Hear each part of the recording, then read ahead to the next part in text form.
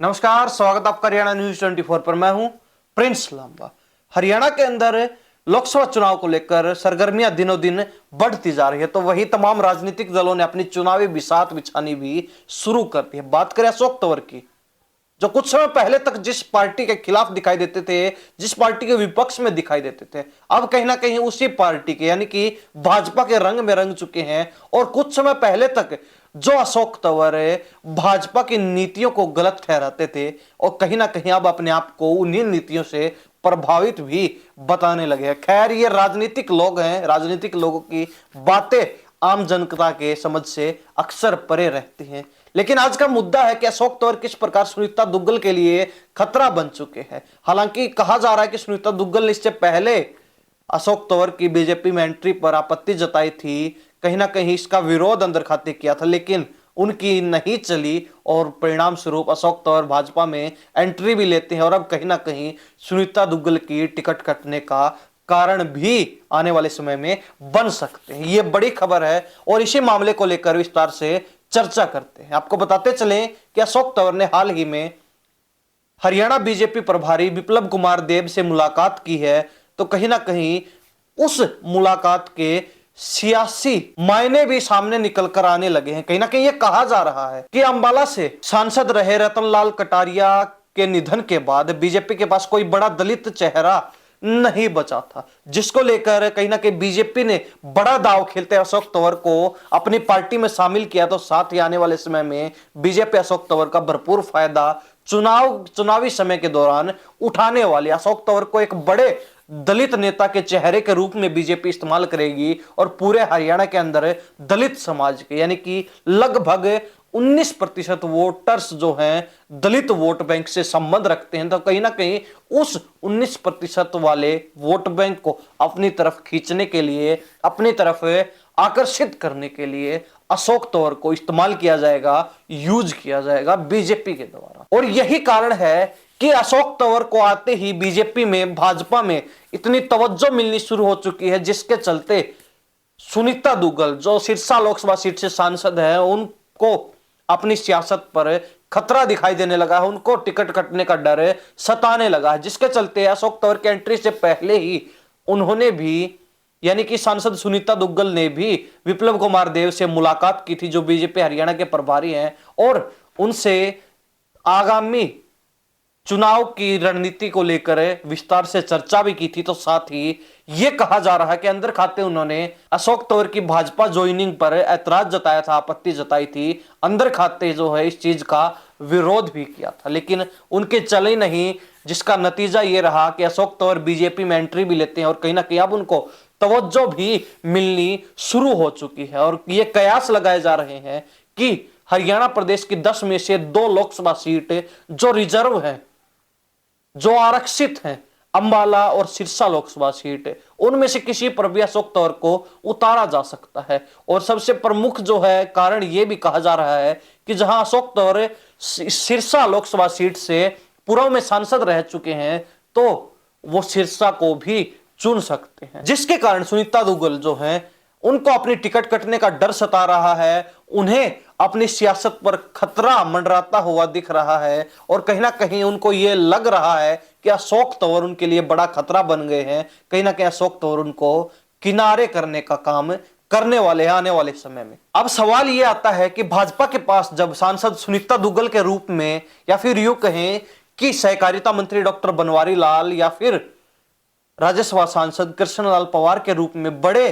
चेहरे हैं, बड़े नेता हैं, तो फिर भाजपा को अन्य किसी नेता की आवश्यकता क्यों पड़ी? तो इसके पीछे का कारण है आने वाले समय में, यानी कि कुछ ही समय पश्चात जो लोकसभा चुनाव होने वाले हैं, चुनावी वर्ष 2024 शुरू हो चुका है और जो चुनाव की आहट सुनाई देने लगी, तो उसके चलते बीजेपी हर सूरत में 10 की 10 लोकसभा सीटों पर जीत हासिल करना चाहती है और अपने इसी लक्ष्य को पाने के लिए, अपने इसी लक्ष्य को प्राप्त करने के लिए बीजेपी को एक ऐसे बड़े दलित चेहरे की तलाश थी जो एक मजबूत राजनीतिक पृष्ठभूमि से संबंध रखता हो, तो वही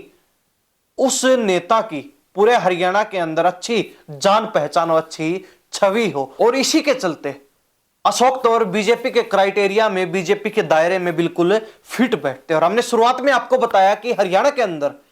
दलित वर्ग का जो 19% वोट बैंक है वो फिलहाल बिखरा हुआ है। पहले वो वोट बैंक जहां कांग्रेस के पास होता था, लेकिन जाट और गैर जाट के राजनीतिक समीकरणों के चलते वो वोट बैंक बट गया। कुछ हिस्सा बीजेपी के पक्ष में चला गया तो कुछ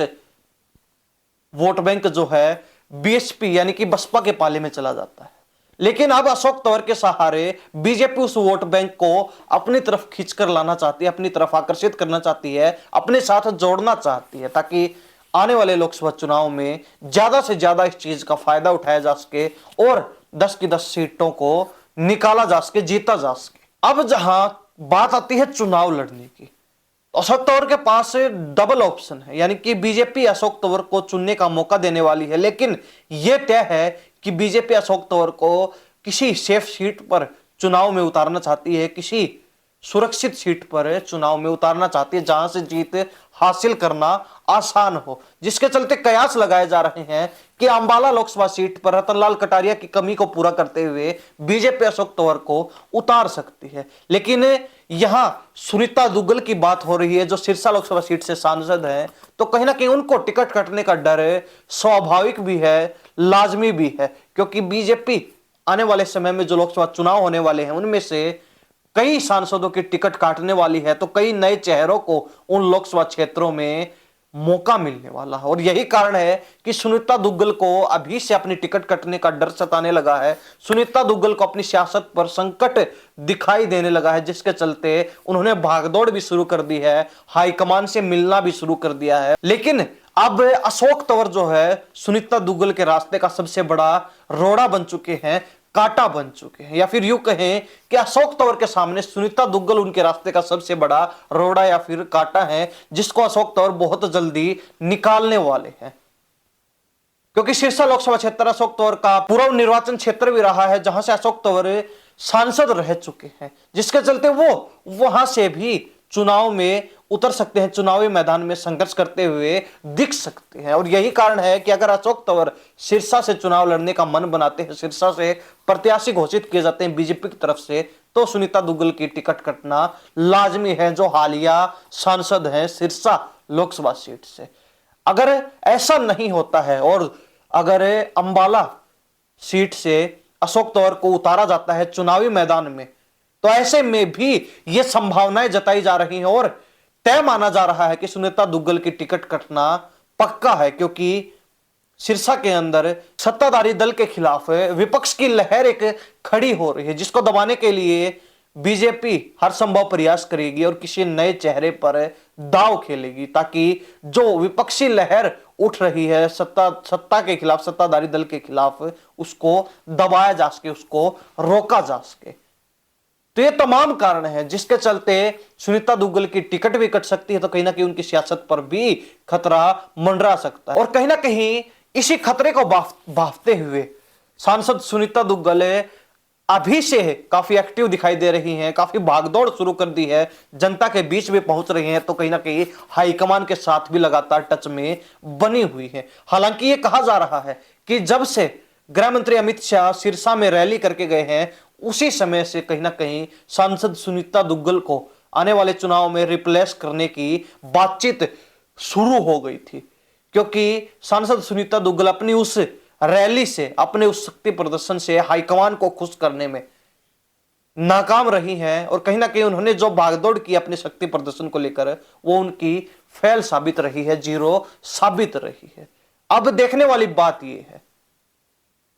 क्या वास्तव में ही अशोक तंवर को बीजेपी ने अपनी पार्टी में जिस इरादे के साथ, जिस उद्देश्य के साथ शामिल किया है और जिस उद्देश्य के साथ अशोक तंवर खुद बीजेपी में शामिल हुए हैं, तो क्या वास्तव में ही बीजेपी और अशोक तंवर दोनों को वो फायदा, वो राजनीतिक लाभ मिलने वाला है या नहीं मिलने वाला है? और क्या वास्तव में अशोक तंवर सुनीता दुग्गल के लिए बड़ा जो है रोड़ा बन चुके हैं, सुनीता दुग्गल के सबसे बड़े दुश्मन बन चुके हैं सियासी तौर पर? यह भी देखने वाली बात रहेगी। क्या वास्तव में सुनीता दुग्गल की